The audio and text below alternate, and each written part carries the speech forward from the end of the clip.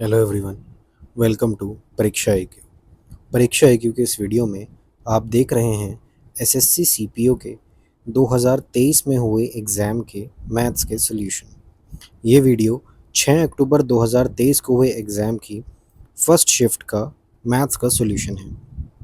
इससे पहले मैं जो भी वीडियोस अपलोड कर चुका हूँ, अगर आपने वो नहीं देखे हैं तो उन्हें भी ज़रूर देखें और लाइक करें, शेयर करें और सब्सक्राइब करें परीक्षा IQ को, ताकि एसएससी सीपीओ ही नहीं बल्कि और भी अगर आप सरकारी एग्ज़ाम्स की तैयारी कर रहे हैं तो उनकी भी आपको अपडेट मिलती रहे। So now let's start with the video. देखो, इस सवाल में बोल रहा है कि फोर्थ प्रोपोर्शनल निकाल लो इस सब का। फोर्थ कैसे निकालेंगे? 84/48 भाई, डेसिमल से डेसिमल कट जाएगा, इज इक्वल टू k/32। तो ये 16 से डिवाइड कर लो, है ना। तो 28 इंटू 2 कितना आ जाएगा? 56। तो फोर्थ नंबर क्या आ गया? 56। ठीक है। अब देखो, इस सवाल में बोल रहा है कि एक सर्कल है जिसका रेडियस जो है 42 है, वो 60 डिग्री का एंगल सबटेंड कर रहा है। ठीक है, ये आर्क है, ये 60 डिग्री का एंगल सबटेंड कर रहा है। तो find the length of the arc. ये लेंथ ऑफ द आर्क बतानी है मुझे। तो जो लेंथ ऑफ आर्क होती है ये होती है 2πr θ/360 डिग्री। ठीक है, तो 2πr आपने दे रखा है भाई 42, थीटा आपने दे रखा है 60 और ये डिवाइड बाई 360। तो ये हो गया 7, तो ये हो गया 14 पाई। अब पाई की वैल्यू आप लिख दो 22/7, 7×2 = 14, तो कितना आ गया? 44। और यही तुम्हारा क्या दे रहा है? आंसर दे रहा है। ठीक है, तो मेन चीज़ यही फॉर्मूला याद रखना कि formula for perimeter of arc ये होता है 2πr θ/360 डिग्री। और अगर एरिया की बात हुई तो वो होता है πr² θ/360 डिग्री। ठीक है, देखो इस सवाल में क्या बोल रहा है कि मिहिर ने जो है बुक खरीदी 625 की और उसके बाद 550 में भेज दी, उसको लॉस परसेंटेज बताओ। तो कैसे बताओगे भाई? 75 रुपये का तो लॉस हो गया। कितने रुपए पे? 625 रुपये पे। अब 62.5 तो 10% होता, तो 10 तो आंसर है ही नहीं, 10 से ज़्यादा है। कितना ज़्यादा है? कितना ज़्यादा है? तो कैलकुलेट कर लो यार। देखो 62.5 तो आपका 10% हो गया। अब मैं 5% निकाल लेता हूँ, है ना। तो 31 कितना आ रहा है तुम्हारा? भाई 100 पहुँच रहा है तो इससे कम लेना है मुझे। भाई 15% तो ज़्यादा हो रहा है। 14% लूँ क्या? या फिर 12% लूँ क्या? तो 6.25 is what? 1%, into 2 will be what? तो 12.5, है ना। तो ये आ जाएगा 75। तो 10% प्लस 2% कितना दे देगा? 12%। तो आंसर क्या आ जाएगा? 12%। अब देखो, इस क्वेश्चन में कह रहा है कि salary of Arpit fell by 5% after 1 year and further fell by 8%। मतलब 5% से कम हो गई, मतलब 20 से 19 हो गई। 8% से कम हो गई, मतलब 100 से 92 हो गई, है ना। और इनिशियल सैलरी कितनी थी? 80,000। तो करंट सैलरी कितनी है? मतलब यहाँ पर आपको निकालना है ये वैल्यू क्या है। ठीक है, 1 2 3, 1 2 3, ये कितना हो जाएगा? 40। ठीक है, अब इसको निकाल लो भाई। 92 इंटू 19 कितना आ जाएगा? 92 इंटू 19 कितना आ जाएगा? 9 9 ज़ा 81, 82, 1 2 ज़ा 2, 1 9 ज़ा 9। तो 1748, 1748 इंटू 40, 19 7 28 29, 4 4 5 6, तो 69920, ये आंसर आ जाएगा। ठीक है, अब देखो इस सवाल में वो 2 इंस्टीट्यूट का डेटा उसमें दे रखा है और 3 साल का दे रखा है। अब वो क्वेश्चन में पूछ रहा है कि what is the difference between average number of students enrolled in institute x in 2010 and 11 and that in student y in 11 and 12। तो एक्स के 10 और 11 में कितने हैं? 10 में और 11 में एक्स के कितने हैं? ये दो, ये हैं। तो 560 हो गए। और y के कह रहा है 11 12 में, तो y के 11 और 12 में कितने हैं भाई, 520 है ना। तो डिफरेंस कितने का आ गया, 40 का डिफरेंस आ गया। अब पूछ रहा है एवरेज नंबर ऑफ स्टूडेंट्स कितने हैं, एवरेज डिवाइड बाई 2 कर दो, ये 2 साल का ही तो देख रहे हैं हम, ठीक है। तो कितना आ गया, 20 आ गया। देखो इस सवाल में उसने total surface area of solid hemisphere इतना दे रखा और वो वॉल्यूम बोल रहा है। तो हेमिस्फीयर का टोटल सरफेस एरिया होता है 3πr², उसकी वैल्यू उसने दे रखी है 4158। वो पूछ रहा है टोटल वॉल्यूम, तो हेमिस्फीयर की वॉल्यूम होती है 2/3πr³। तो एक तो इसमें यही चीज़ आपको पता होनी चाहिए कि 11 का मल्टीपल बैठेगा। तो जैसे इसमें भी बैठ रहा है, ठीक है, 7 8 9 इसमें भी बैठ रहा है। अब देखो इसमें सब में बैठ रहा है, 16 - 5 11 है ना, 8 9 9, तो इसमें सब में बैठ रहा है। तो इसमें आप वैसे गेस नहीं कर सकते, इसमें आपको कैलकुलेट करना ही करना पड़ेगा। तो देखो मैं रेडियस निकाल लेता हूँ, तो 3 1 3 3 3 9 3 8 24 3 6 18। अब πr² तुम्हारा कितना आ रहा है, 1386, ठीक है। πr² कितना आ रहा है, 1386। तो मैंने ये देखा था कि इसका 22/7 करोगे into r² is equal to 1386, तो 11 2 20, 11 11 11 2 22, राइट, 63। तो ये हो जाएगा 7 × 7 × 9, तो ये हो जाएगा 7 2 14। तो मतलब रेडियस क्या आ गया मेरा, 14, ठीक है, नहीं सॉरी 21, 7 3 21 आ गया। तो ये बात तो तुम्हें रटी हुई होनी चाहिए। अगर किसी सर्कल का, अगर किसी, ये देखो ये सर्कल ही तो बन गया यहाँ पर πr²। अगर किसी सर्कल का एरिया 1386 है तो उसका रेडियस क्या होगा, 21 होगा। अगर किसी सर्कल का एरिया 616 है तो उसका रेडियस क्या होगा, 14 होगा। और अगर किसी सर्कल का एरिया 156 है तो उसका रेडियस क्या होगा, 7 होगा। तो ये आपको डायरेक्ट पता होना चाहिए था, ये आपको डायरेक्ट लिखना आना चाहिए, ठीक है। तो ये आ जाएगा 2/3 इंटू 22/7 इंटू 21 तो 7 3 21, एक ये चला गया, 21 इंटू 2 882 है ना, into 2 882 into 2 2 two 4 8 two 16 8 two 16 and 17 and into 11 1764। तो ये क्या आ जाएगा, 19404। तो ये आंसर आ गया, ठीक है। अब देखो ये एवरेज का सवाल है, इसमें कह रहा है एवरेज वेट 8 बच्चों का ये है, अगर 4 बच्चों का ये है और बाकी 4 का ये है, तो एवरेज वेट 16 बच्चों का कितना होगा। देखो इसको करने के दो तरीके हैं, मैं दोनों तरीके बताऊंगा।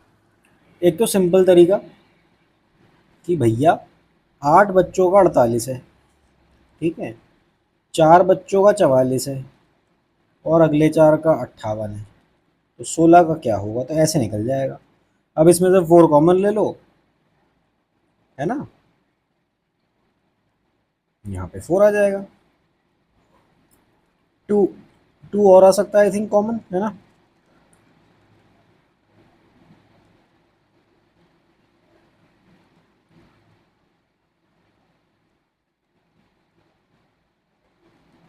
तो अब क्या हो जाएगा, 60 60 70 80 89/2, 2 4 8 2 9 18, तो 49.5 आ गया। तो ये आंसर आ गया।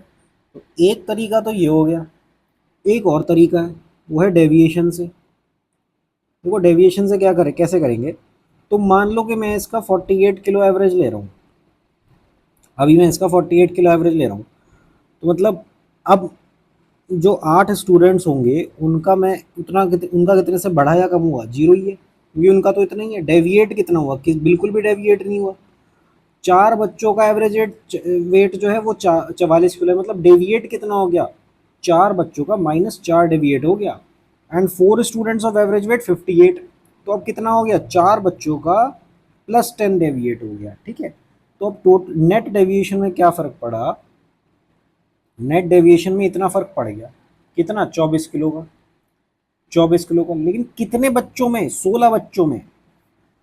तो एवरेज पे, ये टोटल पे फर्क पड़ा, एवरेज पे कितना फर्क पड़ा, 1.5 का। इसका मतलब ये हुआ कि एवरेज जो हमने अज्यूम किया था 48 उससे डेढ़ ज़्यादा आएगा। तो 48 से डेढ़ ज़्यादा क्या हो गया 49.5। तो या तो ऐसे कर लो या ऐसे कर लो, जैसे आपको सहूलियत लगे। ठीक है, अब देखो इस सवाल में वो कह रहा है इसको सिंप्लीफाई करो इस एक्सप्रेशन को। ठीक है, तो जैसे एक चीज़ होती है a माइनस बी का whole square minus a plus B का होल स्क्वायर। ठीक है, तो ये इसको मैं a square minus B square मान लूँ, है ना। तो ये क्या होता है a प्लस बी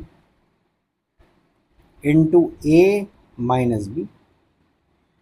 तो ये कितना हो जाएगा 2a और ये कितना हो जाएगा -2b। तो -4ab आ जाएगा। तो इसी तरह से इसमें करो भाई, -4 इंटू ए, है ना, -4 इंटू ए इंटू बी। तो क्या आ जाएगा -8x आ जाएगा। तो वही उत्तर है। ठीक है, अब देखो ये एक सवाल है, इसमें कह रहा है a plus B plus C अगर 5 है और A B plus B C plus C A 7 है, तो इसकी वैल्यू बताओ। देखो इसकी फॉर्मूले की वैल्यू क्या होती है, A plus B plus C into A square plus B square plus C square minus A B minus B C minus A C. ठीक है, या फिर हाँ ठीक है, और A plus B plus C का होल स्क्वायर क्या होता है, ये होता है A square plus B square plus C square plus 2ab plus 2bc plus 2ac। तो ए प्लस बी का होल स्क्वायर तुम्हें पता है क्या है, तो ये तो है 25 और ये तुम्हें निकालना है प्लस 2 7 ज़ा 14। तो यहाँ 14 आ गया, तो ये कितना आ गया 11। तो तुम्हारे पास ये जो वैल्यू है ये वैल्यू आ गई 11 माइनस का 7 multiply by A plus B plus C, ये आ गया 5। तो ये आ गया कितना 4 इंटू 5 इज इक्वल टू 20। तो आंसर क्या आ गया तुम्हारे पास। अब देखो इसमें वो मीन प्रोपोर्शनल निकाले कह रहा है। मीन प्रोपोर्शनल मैंने बताया था ए और बी अगर दो नंबर हैं तो रूट ए बी होता है।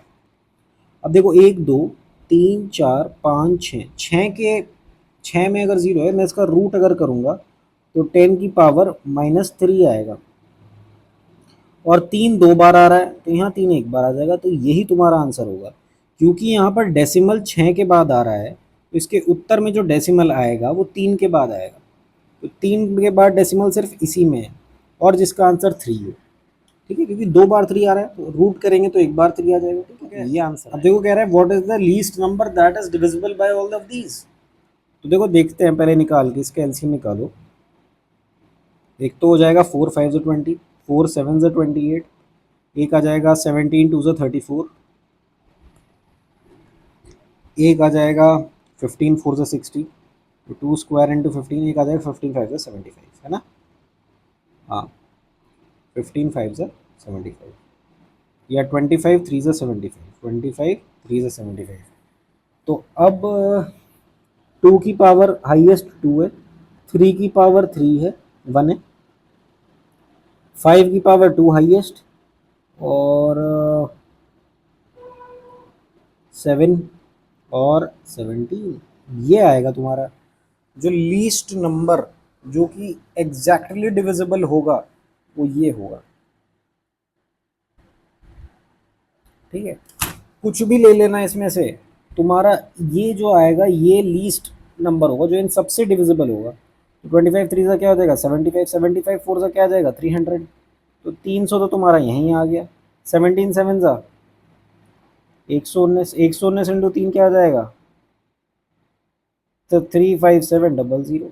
तो ये तुम्हारा क्या आ गया लीस्ट नंबर आ गया जो इन सबसे एग्जैक्टली डिविजिबल होगा। ठीक है, अब देखो इस सवाल में बोल रहा है कि रुपूज इनकम इज 20% मोर देन मधुस इनकम। मधु की इनकम से रुपू की इनकम जो है 20% ज़्यादा है। ठीक है, तो मधु की इनकम कितना लेस है, तो 1/6 लेस है भाई। 1/6 क्या होता है 16.66, या कह लो 16 2/3। ठीक है, तो ये आ जाएगा आंसर। कह रहा है boy goes from his home to school at a speed of 30 and returns at a speed of 70। तो एवरेज स्पीड निकालनी है। तो ऐसे केस में एवरेज स्पीड जो निकालते हैं अगर ये स्पीड ए है, ये स्पीड बी है, तो 2ab/a+b ऐसे निकलता है। मतलब 2 × 30 × 70 डिवाइड बाई 30 + 70, दैट इज़ 100। तो 21 से कितना आ जाएगा, 42। तो 42 क्या हो गया, किलोमीटर पर आवर, ये हो गई एवरेज स्पीड। ठीक। अब देखो उसने ये सेलर दे रखे हैं और कितने लैपटॉप सेल करें और फिर ब्रांड किस रेशो में बिके हैं। तो न कह रहा है number of brand 1 laptop sold by A seller brand 1 4 3000 is how many more than the number of brand 2 laptop sold by B seller. तो 3 2 6, ये कितना आ जाएगा, 2000, है ना। तो कितना ज्यादा हो गया, 1000 ज्यादा हो गया, 1000 ज्यादा हो गया ना। परसेंटेज में नहीं पूछ रहा, वो नंबर ही पूछ रहा है। देखो इस सवाल में उसने लिस्ट दे रखी है सारे स्कूल्स की और हर क्लास में कितने बच्चे हैं उनकी, और यहाँ पे टोटल दिया हुआ है हर क्लास में कितने बच्चे हैं। तो पूछ रहा है minimum number of students from all the schools together, सारे स्कूल्स में से सबसे कम बच्चे, है ना, सबसे कम बच्चे कौन सी कक्षा में है। अब ये कक्षा वाले तो यही हैं, तो हम डायरेक्ट ये देख लेंगे भाई नीचे सबसे कम किसके आ रहे हैं, नाइन्थ के आ रहे हैं, तो नाइन्थ के आंसर आ जाएगा। अब देखो कह रहा है कि shopkeeper increases the cost price of item by 50%, offers discount of 40% on mark price, तो उसकी लॉस परसेंटेज बताओ। तो देखो markup effect into discount effect is equal to profit effect या लॉस इफेक्ट होता है, ये मैंने बताया था पहले भी। मतलब अगर आप 20% से इंक्रीज कर रहे हो, ठीक है, और डिस्काउंट दे रहे हो 40% का, 40% इज वॉट, इट्स 2/5, मतलब 5 रुपए की चीज़ आप 3 रुपए में बेच रहे हो। तो अब ये क्या हो जाएगा, 9/10। तो 9/10 का मतलब क्या हो गया, 1। तो 1 का मतलब हो गया 10% का क्या हो रहा है, लॉस हो रहा है, 10% का लॉस हो रहा है। इसको आप ऐसे भी देख सकते थे कि अगर 100 रुपये कॉस्ट प्राइस है तो 150 कर दी, उसके बाद 40% डिस्काउंट दे रहा है तो 15 4 जा, है ना, तो 15 6 जा 90 हो जाता है। तो 90 अगर हो जाता है तो कितने रुपए का लॉस हो रहा है, 10%। ठीक है। देखो इस सवाल में बोल रहा है कि an item with marked price of Z was sold for इतना आफ्टर अ डिस्काउंट ऑफ 12%। 12% अगर डिस्काउंट दे रहे हो तो इसका मतलब ये हुआ कि 88% ऑफ मार्क्ड प्राइस, वो ये दिया। तो 12% का डिस्काउंट मतलब इतना दिया। तो अब देख लो यार, 11 8 ज़ा 88, 11 6 ज़ा 66, वो आ गया। तो 8 7 ज़ा 56, 8 5 ज़ा 40, इट इज 16, 8 5 ज़ा 75.25। तो मार्क प्राइस क्या हो जाएगी, 7525। ठीक है, ये आंसर है। अब देखो क्या कह रहा है, keep the interest is compounded half yearly then find the compound interest on 8,000 रुपये at 20% per annum for 1 year. Half yearly कर रहे हो मतलब 6 6 महीने में लगेगा, और कितना लगेगा, 10%। तो 10% जब 2 साइकिल में लगता है तो कितना लगता है, 21%। ठीक है, 21%। तो मैं 21% किसका निकालूंगा, इसका निकालूंगा। ठीक है, तो 1680 आ जाएगा। ठीक है। अब देखिए आपको एक सवाल दिया हुआ है कि what is the HCF of this and this expression. तो इस एक्सप्रेशन को मैं क्या लिख सकता हूँ, इसका क्यूब प्लस इसका क्यूब। ठीक है, और इस एक्सप्रेशन को मैं क्या लिख सकता हूँ, इसका स्क्वायर माइनस इसका स्क्वायर।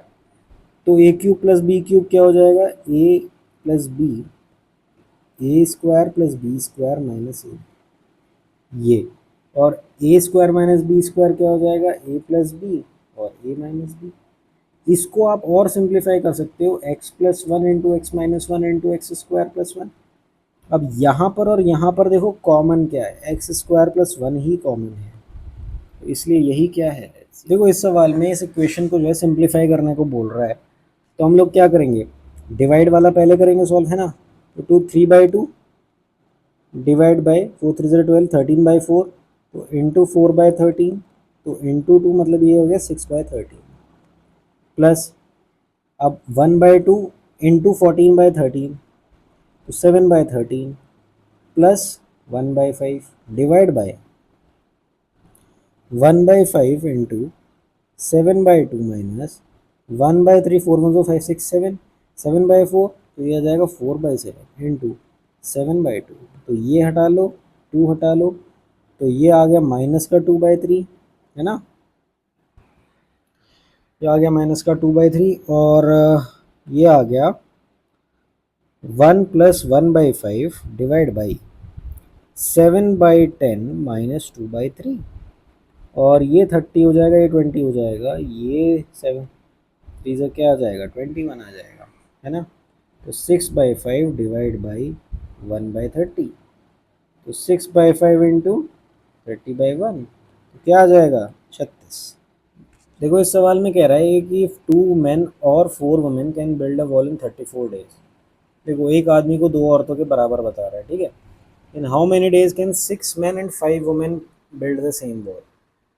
अब 6 men की अगर बात आ रही है तो मतलब वो कितनी है, 12 women, है ना। तो 12 and 5 17 women, है ना। तो 17 वुमेन कितने टाइम में काम खत्म कर देंगी, अगर 4 women can complete a piece of work in 34 days। So 17 2 34 एंड 4 2 8, तो आंसर क्या आ जाएगा सर, 8 आ जाएगा। अब देखो इनमें सबका HCF निकालना है, ठीक है। तो कैसे निकालोगे, ये होता है 42 × 2 होता है ये, और ये होता है 21 × 2। तो बेसिकली ये हो जाएगा 9 10 × 90, तो 2 × 3 स्क्वायर, है ना, इंटू 5। और ये हो जाएगा 17 × 2 × 3, 17 6 है ना, नहीं, ओके, 256, 2227, 2 की पावर 4, है ना। 16 हाँ, तो 16 × 7 ये आ जाएगा, और ये क्या आ जाएगा, 2 ×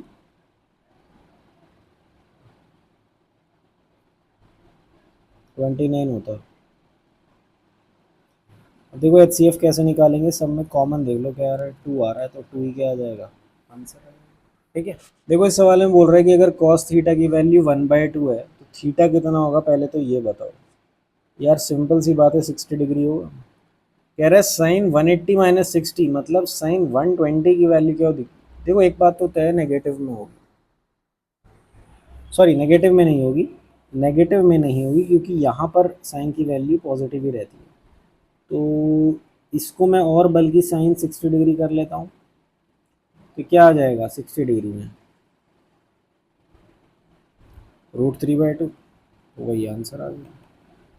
अब मान लीजिए 3 नंबर्स जो हैं वो इस रेशियो में है और उनका LCM जो है वो ये है, तो इन्हें मल्टीप्लाई कर देते हैं, 9 7 से 63 एंड 63 × 5, है ना, k³ = 34650, और 5 6 30, 5 9 45, 6 9 3 63, 1 1, तो k³ की वैल्यू 110 आ गई। तो यही क्या है, यही चीज़ HCF है, यही चीज़ HCF है, मतलब इसका इसका और इसका जो कॉमन बैठ रहा है ना, वो 110 ही है, ठीक है। अब देखो इसका LCM पूछ रहा है, तो 73 तो 73 रहेगा ही, ये क्या रहेगा 73 इंटू भाई कितना, 9 सा, है ना, 9 सा जाएगा, तो कितना हो गया LCM, 73 × 9 ही हो गया LCM, तो यही है। देखो साइन थीटा अगर √3/2 है तो उसका मतलब थीटा की वैल्यू क्या है, 60 डिग्री, है ना। और तो 60 डिग्री इधर रख दोगे तो कितना आ जाएगा, 2/√3, तो ये आ जाएगा, है ना, प्लस cot 60 कितना होता है, 1/√3, है ना। तो ये जाएगा 3/√3, तो ये आ जाएगा √3, तो आंसर क्या आ जाएगा, 2√3। देखो साइड्स ऑफ रेक्टेंगल दी हुई हैं, एरिया दिया हुआ है, पेरीमीटर पूछ रहे हैं। देखो वैसे तो पेरीमीटर जो इसका होगा, इसका 2 × L + B इस फॉर्म का कुछ होगा, मतलब 11 का मल्टीपल होगा। तो देख लो 11 का मल्टीपल कहाँ आ रहा है, सिर्फ इसी में 11 का मल्टीपल आ रहा है, तो यही आंसर होगा। इससे क्विक मेथड तो और कोई हो ही नहीं सकता, मल्टीपल से खोज लेना। अगर आपको ठीक है संतुष्टि नहीं हो रही है तो वैसे कर लेते हैं। देखो एरिया ये दे रखा है 8 3 24, तो 24 के स्क्वायर की वैल्यू क्या आ गई 1944। ये 24 यहाँ ले जाओ, 6 3 18 12 6 4 24 6 4 4 8 32 4 1 4, तो के की वैल्यू आ गई 9, मतलब मल्टीप्लाइंग फैक्टर मेरा आ गया 9। तो एक साइड मेरी हो जाएगी 27 और एक साइड लेंथ ब्रेथ हो जाएगी, और 8 9 72, ये मेरी लेंथ हो जाएगी। तो पेरीमीटर क्या है, या फिर सिंपली यहीं पर कर दो 22 इंटू 9, है ना। तो 9 2 18, 9 2 18 और 19, तो 198 पेरीमीटर हो। ठीक। अब देखिए पिरामिड का क्वेश्चन है, इसमें कह रहा है कि एक right square pyramid having lateral surface area 624 centimetre square, अगर length of diagonal of square is 24 root two find the volume of pyramid. देखो इसमें तुम्हें सारे जो हैं पिरामिड के फॉर्मूले जो हैं वो याद होने चाहिए। वॉल्यूम ऑफ पिरामिड क्या होता है, 1/3 टाइम्स एरिया ऑफ बेस, है ना, इनटू हाइट। अब तुम्हारे पास देखो क्या है, इसमें एरिया ऑफ बेस तो तुम यहाँ से निकाल लोगे, क्या तुम्हारे पास हाइट है, नहीं है। तुम्हें एक और इन्फॉर्मेशन दी हुई है कि उसका कर्व्ड सरफेस एरिया इतना है। तो कर्व्ड सरफेस एरिया किसी पिरामिड का क्या होता है, देखो ये स्क्वायर पिरामिड है तो ये कुछ इस टाइप का होगा, ठीक है। यहाँ पे ये जो होती है, जो मैं रेड से बना रहा हूँ, ये होती है स्लांट हाइट, और ये जो ग्रीन से बना रहा हूँ ये होती है इसकी हाइट, ठीक है। अब ये देखो कर्व्ड सरफेस एरिया कितना होता है, कर्व्ड सरफेस एरिया होता है 1/2 times perimeter of base into slant height, ठीक है। कर्व्ड सरफेस एरिया उसमें दिया हुआ है 624, और पेरीमीटर ऑफ बेस कैसे निकलेगा 4 इंटू साइड, और साइड कितनी होगी, देखो साइड डायगोनल इतना दे रखा है तो साइड कितनी होगी, साइड √2 होता है ना डायगोनल, तो साइड हो जाएगी 24। ये जो दे रखा है डायगोनल ऑफ स्क्वायर होता है साइड √2, ठीक है। अब इसको इससे कंपेयर कर लो तो तुम्हारी साइड कितनी निकल गई स्क्वायर की 24, तो 24 स्क्वायर की साइड आ गई। पेरीमीटर ऑफ बेस क्या आ जाएगा 4 इंटू साइड, मतलब 4 into 24 multiply by slant height L, तो ये कितना हो जाएगा 48 टाइम्स जाएगा, डिवाइड बाय 48, और 8 1 जा,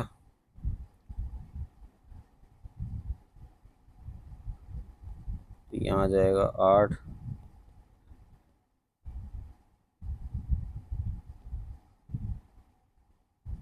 ये हो जाएगा 3। तो स्लांट हाइट तुम्हारी कितनी आ गई 13। तो स्लांट हाइट 13 है, और ये जो होता है ये इसके मिड पॉइंट पे जाता है, तो ये अगर पूरा 24 है तो ये कितना हो जाएगा 12, तो ये 12 हो गया, ये 13 हो गया। राइट एंगल ट्राइंगल लगाएंगे तो ये कितना हो जाएगा, हाइट कितनी हो जाएगी 5। तो हमें जो है हाइट मिल गई इस टाइम। तो हमारे पास वॉल्यूम निकालने के लिए इस टाइम सब कुछ है, हमारे पास एरिया ऑफ द बेस है जो कितना है साइड स्क्वायर, और हाइट कितनी है मेरे पास 5, तो निकाल लो भाई। 3 8 से 24, ठीक है, 8 4 से 30 17 18 19 इंटू 5, है ना, 960। यही 960 क्या हो गया, इसका उत्तर आ गया, ठीक है। देखो इस सवाल में कह रहा है कि अगर साइन बीटा 1/3 है तो ये क्या होगा। तो देखो अगर ये एंगल तुम्हारा बीटा है तो ऐसे लिखोगे, तो 9 - 1 क्या आ जाएगा 8, और 8 को क्या लिखते हैं 2√2, है ना। तो ये 2√2 आ गया मेरा बेस। अब वो कह रहा है सेक बीटा बताओ, कॉस बीटा क्या हो जाएगा 2√2/3, तो 3/2√2 तुम्हारा सेक बीटा हो जाएगा। टेन बीटा क्या हो जाएगा 1/2√2, है ना।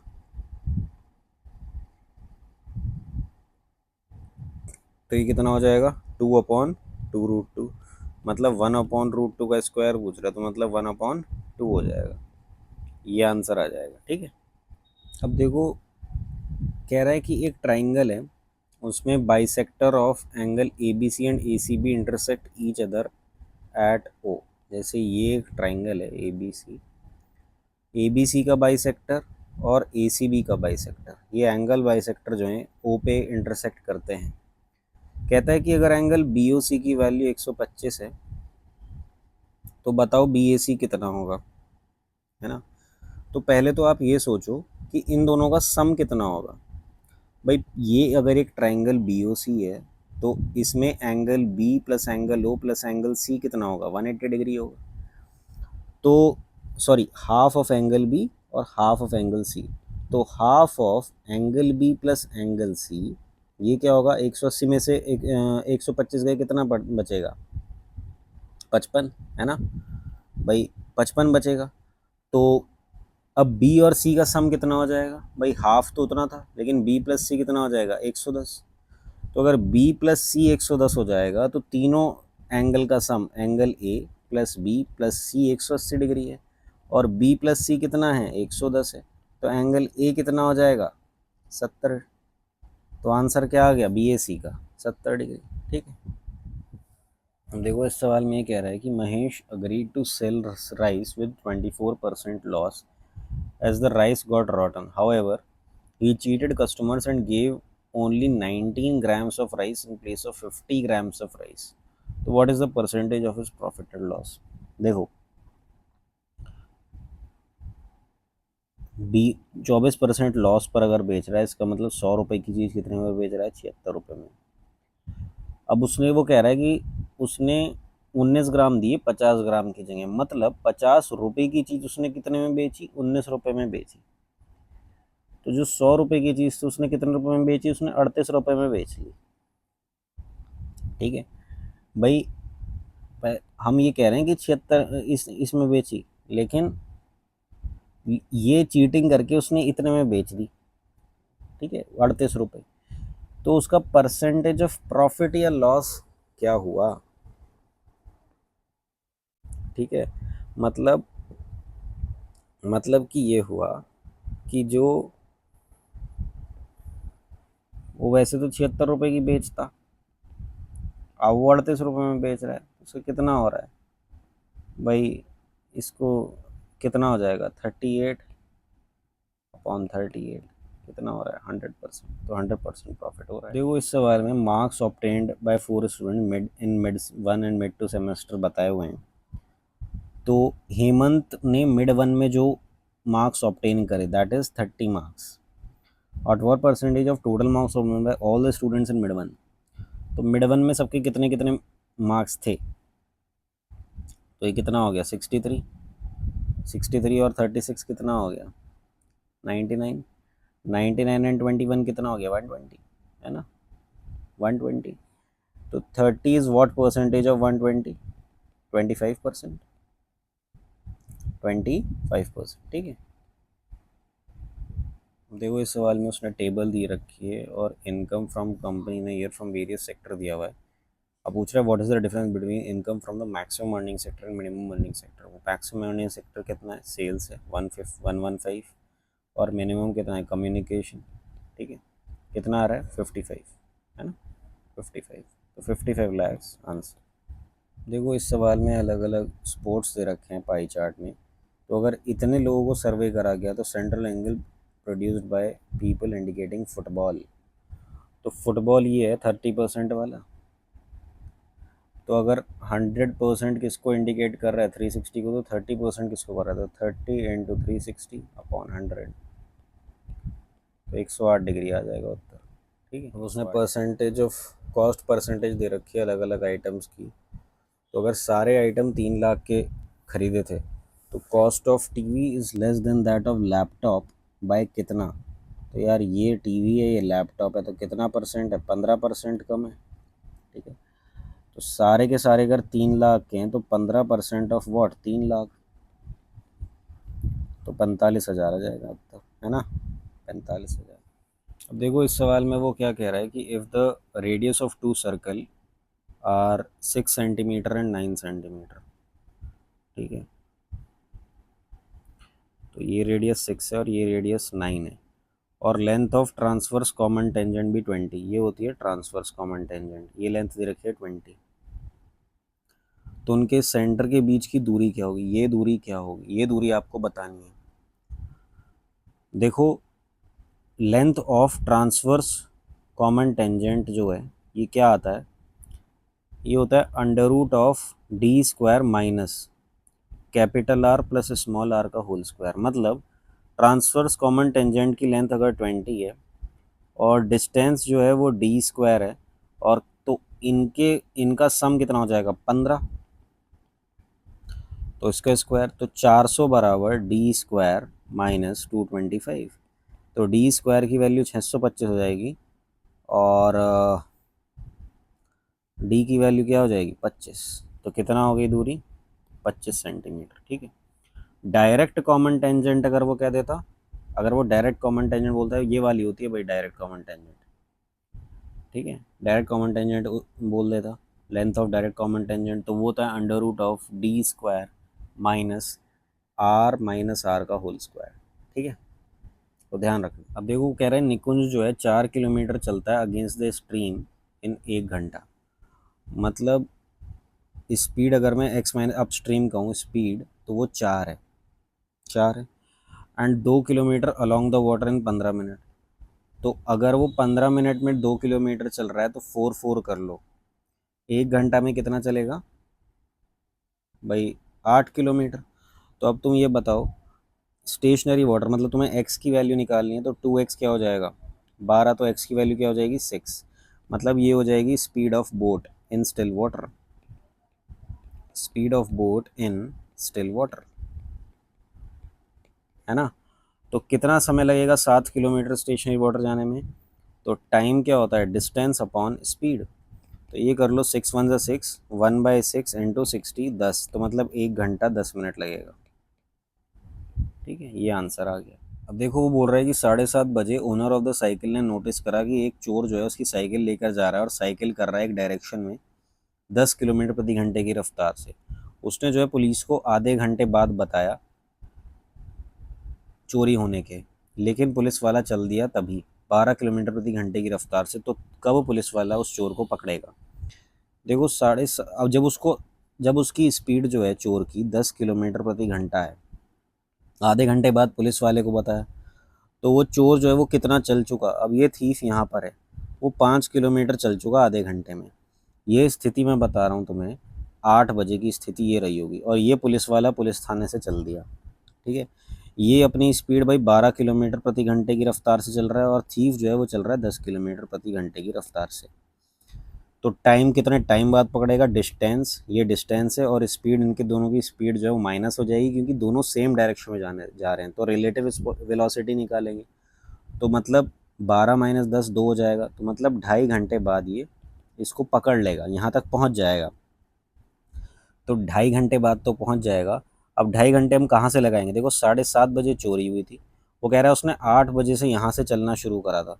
तो 8 बजे के 2.5 घंटे बाद मतलब 10:30 बजे, 10:30 बजे वो उसको पकड़ लेगा। तो 10:30 जो है इस सवाल का उत्तर हो। देखो ये पाई चार्ट दे रखा है, इसमें कह रहा है कि अगर टोटल अमाउंट स्पोर्ट्स पे 75 लाख रुपए खर्च हुआ, तो क्रिकेट और हॉकी दोनों पर मिला करके कितना खर्च हुआ। तो क्रिकेट ये हॉकी है तो 33% हुआ भाई, है ना।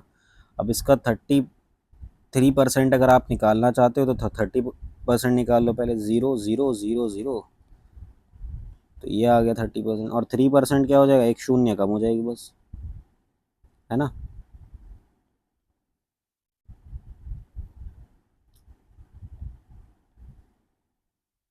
ये आ जाएगा, अबे 3 आएगा, 5 2 2 आएगा, सॉरी 2475, तो 2475 ट्रिपल। अब देखो इस सवाल में उसने टेबल दी हुई है और 3 विलेजेस शो किए हुए हैं, और हमें कुछ चीज़ें दी हुई हैं, जैसे रेस्पेक्टिव रेशो दे रखी है मेल फीमेल की, लिटरेट परसेंटेज दे रखी है, और नंबर ऑफ इलिटरेट दे रखे हैं। क्वेश्चन पूछ रहा है number of illiterate in village R is what percent less than that in village P. तो विलेज आर में लिटरेट इलिटरेट कितने हैं 150, और विलेज पी में इलिटरेट कितने हैं 380।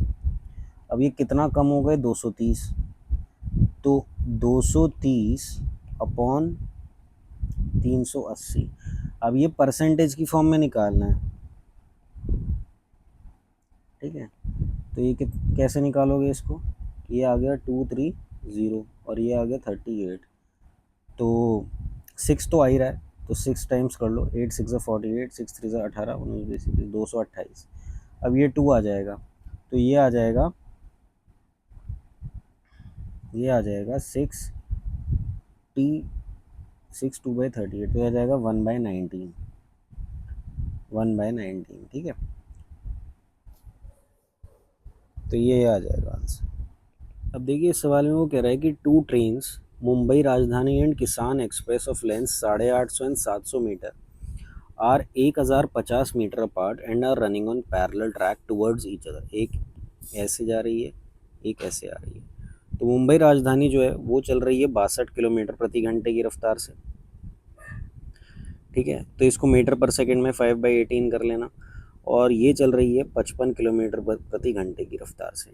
तो कितने टाइम में वो क्रॉस करेंगी? तो टाइम होता है टोटल डिस्टेंस अपॉन स्पीड, और स्पीड क्या होगी रिलेटिव इनकी? स्पीड जो होगी इनकी रिलेटिव वो प्लस हो जाएगी, क्योंकि अपोजिट डायरेक्शन में।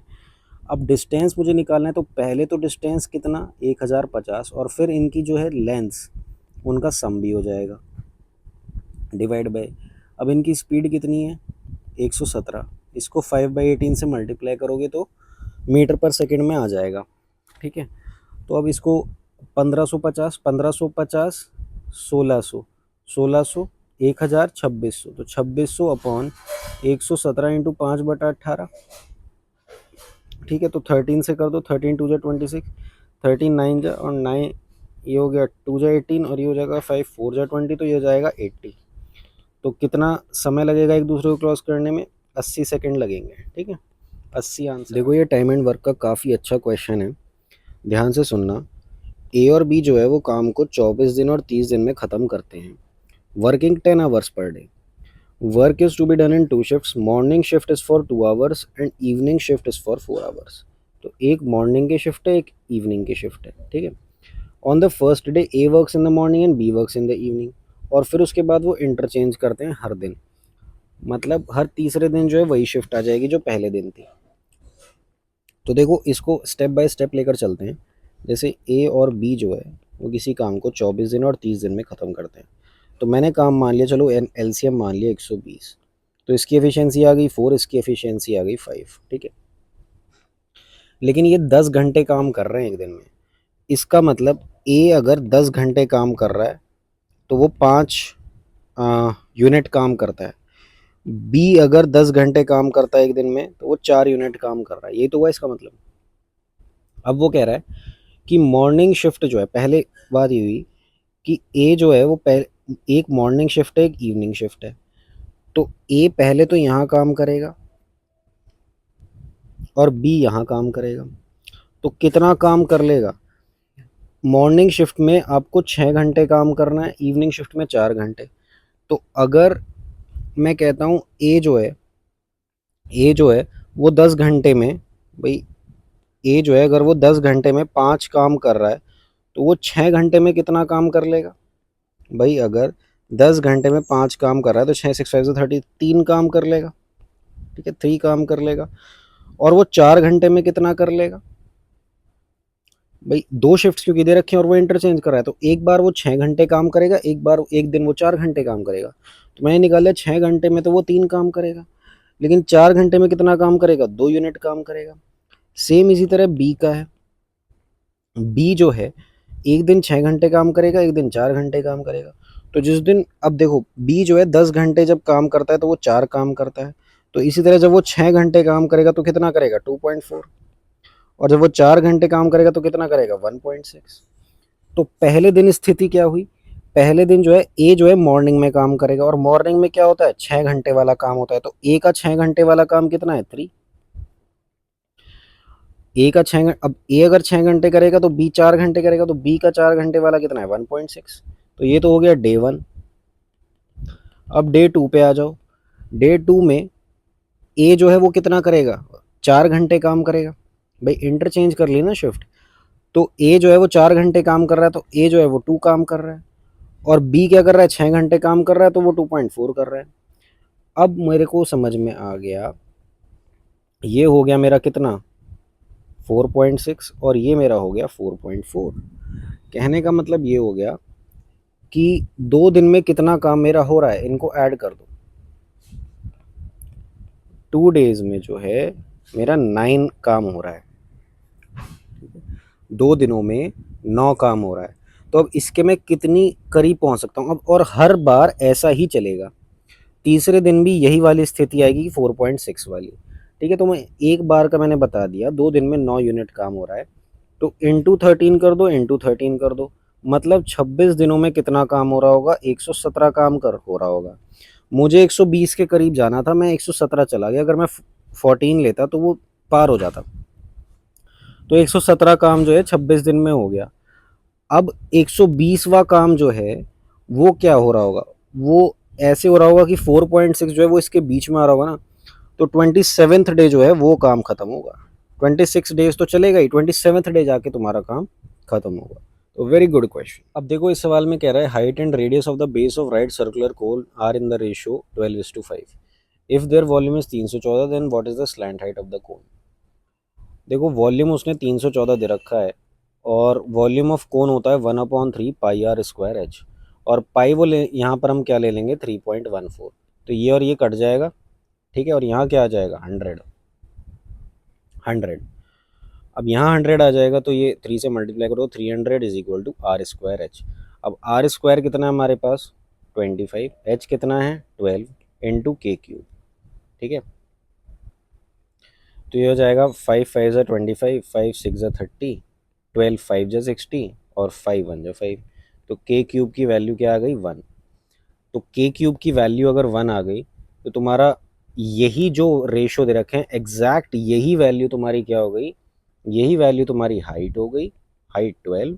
यही वैल्यू तुम्हारी क्या हो गई रेडियस हो गया।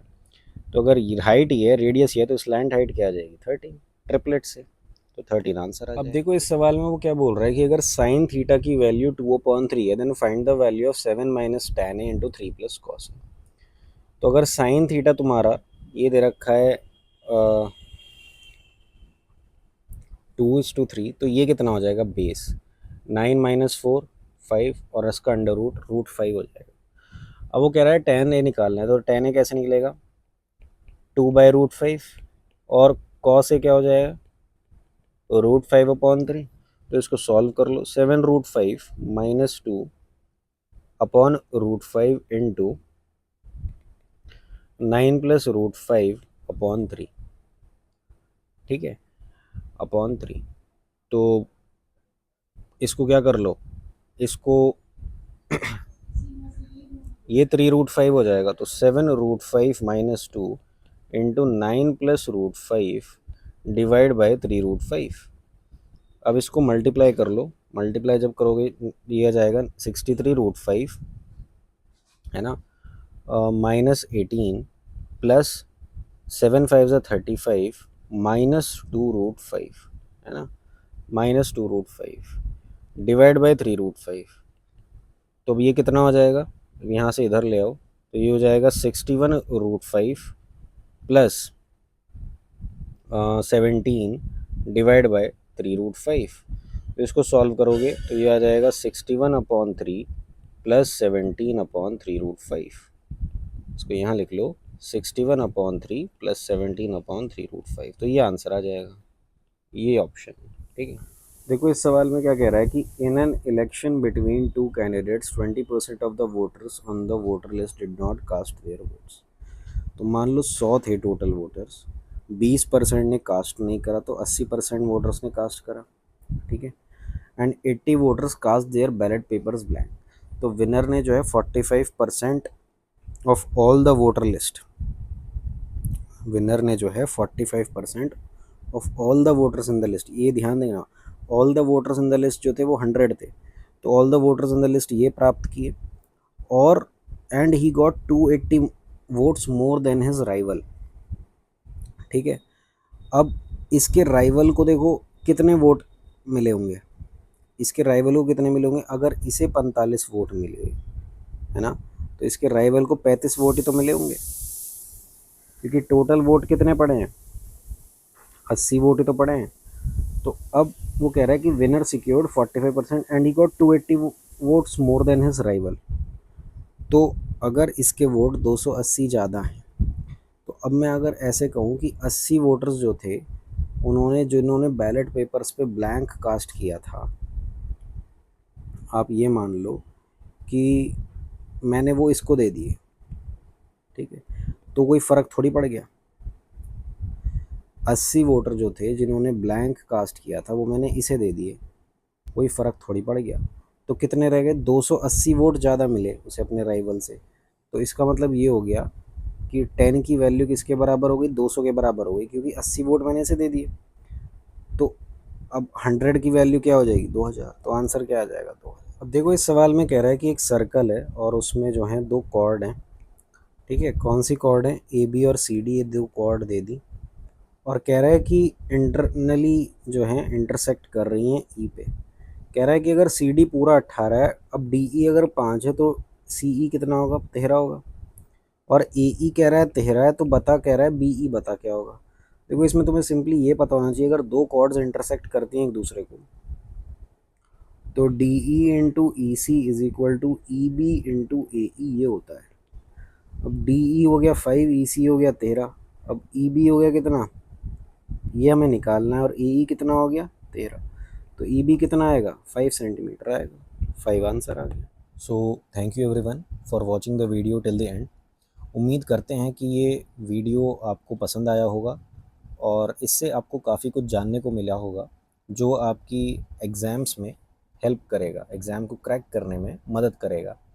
और रेलवे की तरह अगर आप और भी एक सरकारी एग्ज़ाम्स की तैयारी कर रहे हैं, लाइक यूपी पुलिस कांस्टेबल या एनवीएस की या फिर एसएससी की या बैंकिंग की, किसी भी सरकारी एग्ज़ाम की आप तैयारी कर रहे हैं, तो परीक्षा आईक्यू को सब्सक्राइब ज़रूर करें, क्योंकि इस पे आने वाले समय में और भी एग्ज़ाम्स के वीडियोस अपडेट होते रहेंगे। और कुछ एग्ज़ाम के वीडियो ऑलरेडी अपलोड हो चुके हैं, जैसे UP police constable, NVS, SSC CPO. तो don't forget to like, comment and subscribe the channel, ताकि आपको आगे की वीडियोस की अपडेट्स मिलती रहे। So thank you all.